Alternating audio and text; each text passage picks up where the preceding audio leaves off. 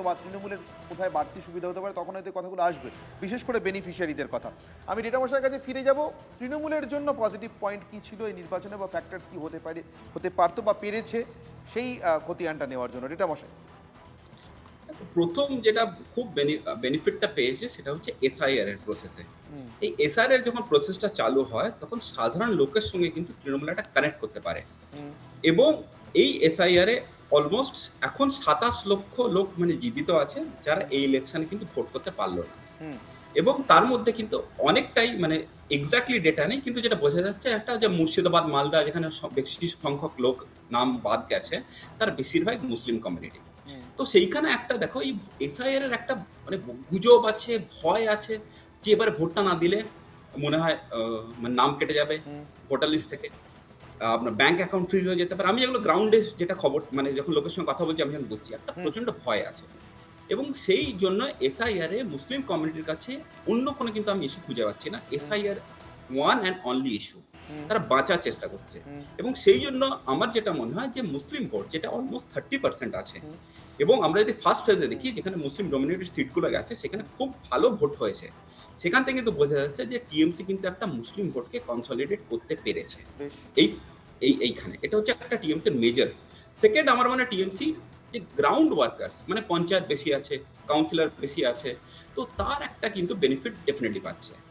Third আমার যেটা মনে হয়েছে যে স্পেশালি রুরাল মহিলাদের কাছে লক্ষ্মী ভান্ডার কিন্তু খুব বড় একটা রেজিস্ট্যান্স টু চেঞ্জ। মানে লক্ষ্মী ভান্ডার পাচ্ছে ২০২১ সালে ইন্ট্রোডিউস হয়েছে, ৫ বছর পেয়েছে এবং বিজেপি ৩,০০০ টাকা প্রমিস করলেও আমি দেখেছি মানে খুব একটা মানে সেই জায়গায় রেসপন্সটা কিন্তু স্টিল যে টিএমসির জন্য একটু বেশি ছিল। হুম ফোর্থ আমার যেটা মনে হয় যেটা এসআইআর এর আরেকটা বেনিফিট পাচ্ছে সেটা হচ্ছে মতুয়া বেল্টে। মানে এই যে নদীয়ার সিটগুলো আমি যদি দেখি হুম চাকদা, হাবড়া, বনগাঁ উত্তর, রানাঘাট এই বেল্টটায় যদি দেখো বনগাঁ লোকসভার মধ্যে অলমোস্ট ৭৮,০০০ লোকের নাম কিন্তু হুম মানে যারা জীবিত ভোটার যারা এবারে ভোট দিতে পারল না তারা একটা মেজর সংখ্যক কিন্তু হিন্দু এবং মতুয়া। হুম তাই মতুয়াদের ২০১৯, ২০২১ এবং ২০২৪ হুম ৩ বারেই একটা বিপুল সংখ্যক ভোট করেছে হুম এবং তাদের ভোটার লিস্টে নাম কেটে যাওয়ার একটা কিন্তু ইমপ্যাক্ট আমরা কিন্তু পেতে পারি ইলেকশন রেজাল্টে। এবং একটা ছোট্ট ডেটা দিয়ে দিই যে ১৩টা যে মতুয়া ডমিনেটেড সিট আছে যেখানে মুসলিমের সংখ্যা কম এবং মতুয়া বেশি, সেখানে এই ১৩টা সিটে 65,000 অ্যাবসোলিউট টার্মসে ভোট কম পড়েছে। মানে প্রত্যেকটা সিটে ২০২১ এর তুলনায় ৫,০০০ ভোট কিন্তু কম পড়েছে। এই এই ইন্ডিকেশনটা কিন্তু আমরা দেখতে পারি যে এটা কিছুটা টিএমসিকে বেনিফিট দিতে পারে। হুম এবং টিএমসির একটা দেখো যে মুসলিম ভোট ছাড়া মেজর যেখানে হিন্দু ভোট আছে সেটা হচ্ছে জঙ্গলমহল। যেখানে বাঁকুড়া, হুম মেদিনীপুর, ঝাড়গ্রাম হুম এই বেলটায় ২০১৯ পার্লামেন্ট ইলেকশনে কিন্তু টিএমসি এই সিটগুলো হেরে গিয়েছিল। হুম সেইটা কিন্তু ২০২৪ এ একটা রিকভার করে। বাঁকুড়া সিট জিতে যায়, ঝাড়গ্রাম জিতে যায়, মেদিনীপুর জিতে যায়। তার মানে ওইখানে টিএমসি অতটা খারাপ কিন্তু আর হয়তো করবে না ২০১৯ এর তুলনায়। বেশ। এবং আমার মনে হয় সবচেয়ে ইম্পোর্টেন্ট যেটা সেটা হচ্ছে যেটা প্রতিবেশী রাষ্ট্র হুম বাংলাদেশের ইলেকশন কিন্তু মানে ইলেকশনের রেজাল্টটা এবারে কিন্তু ওয়েস্ট বেঙ্গল ইলেকশনকে প্রভাব খুব করছে। যদি জামাত ইলেকশনটা জিতে যেত, হুম এটা কিন্তু কিছুটা বিজেপিকে বেনিফিট দিত। এখন বাংলাদেশের যে রাজনৈতিক এবং সামাজিক পরিবেশ রয়েছে, হুম সেইটা কিন্তু বেনিফিট করছে টিএমসি। বেশ।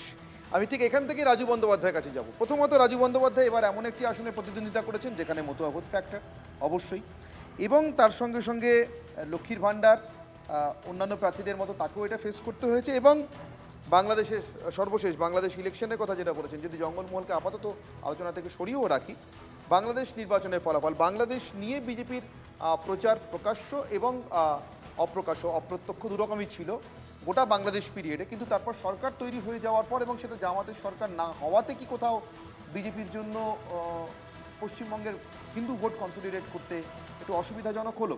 রাজুবাবু, আপনি আপনার উত্তরগুলো চাইবো, ঠিক যেভাবে স্নেহাশিসবাবু আপনাদের পজিটিভ অ্যাসপেক্টসগুলোর উত্তর বলছিলেন, আমি চাইবো যে টিএমসির জন্য যে পজিটিভ অ্যাসপেক্টগুলোর কথা বললেন ডেটা মশাই, আপনি কীভাবে সেটাতে রিঅ্যাক্ট করছেন সেটা বুঝতে চাই।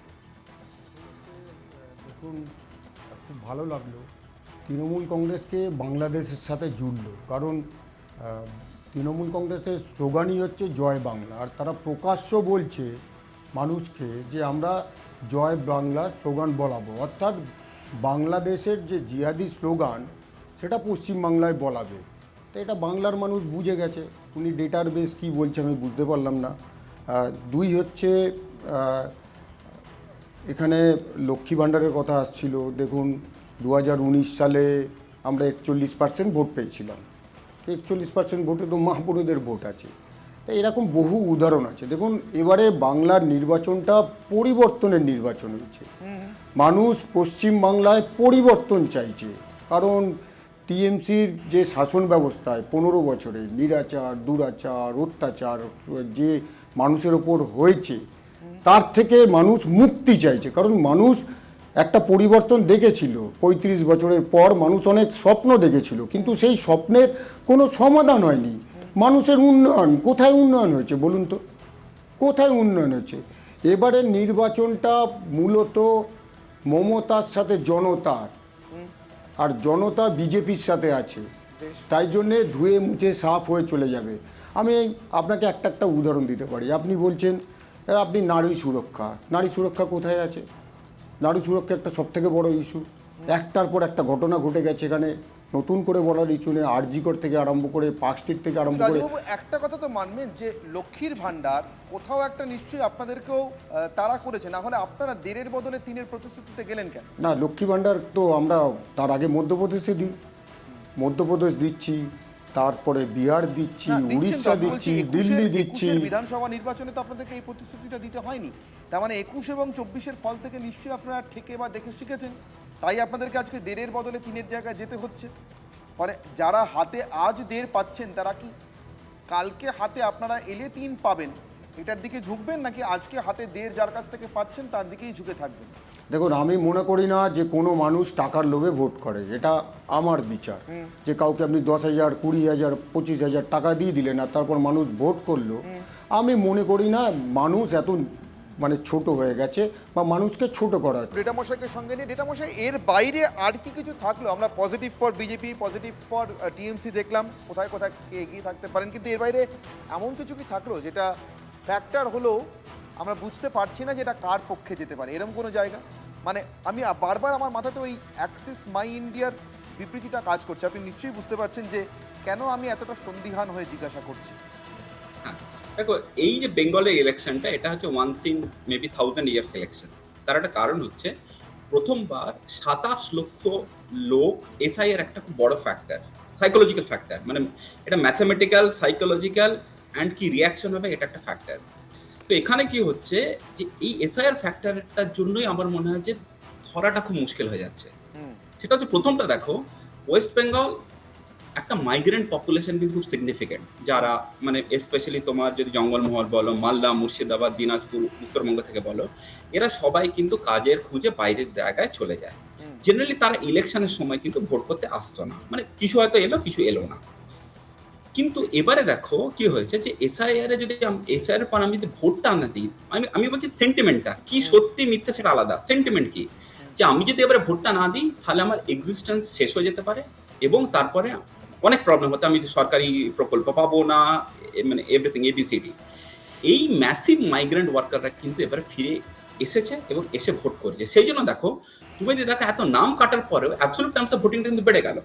তো এই যে ম্যাসিভ একটা মাইগ্রেন্ট ওয়ার্কাররা ফিরে এসে তারা ভোটটা করলো কাকে, এটা দেখো আমরা যখন অ্যানালিসিস করি পুরোনো ডেটার সঙ্গে আমরা একটু কম্পেয়ার করার চেষ্টা করি। এই যে অ্যাডিশনাল চাঙ্ক আসছে, এরা কাকে ভোট করছে এটা কিন্তু ধরা খুব মুশকিল।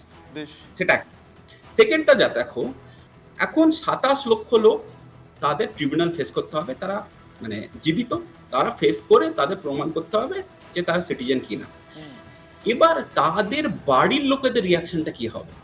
মনে করো একটা ফ্যামিলিতে দুজনের নাম কাটা গেছে, তাদের নিয়ারেস্ট ফ্যামিলি 4 জন 5 জন যারা আছে, ছেলে মেয়ে শ্বশুর বাড়ি সবকিছু যদি ধরে নিই, আমি যদি 27 লক্ষের যদি 4 জন করে ভোটারেরও যদি আমরা ধরি, তাহলে হয়ে যায় 1 কোটির ওপর ভোটার। টোটাল এবারে বেঙ্গলে ভোট করেছে 6,34,00,000 অ্যাপ্রক্সিমেটলি নাম্বার বলছে। অলমোস্ট 15 থেকে 16% ভোটার আছে যাদের বাড়িতে কিন্তু কারুর না কারুর নাম কাটা গেছে।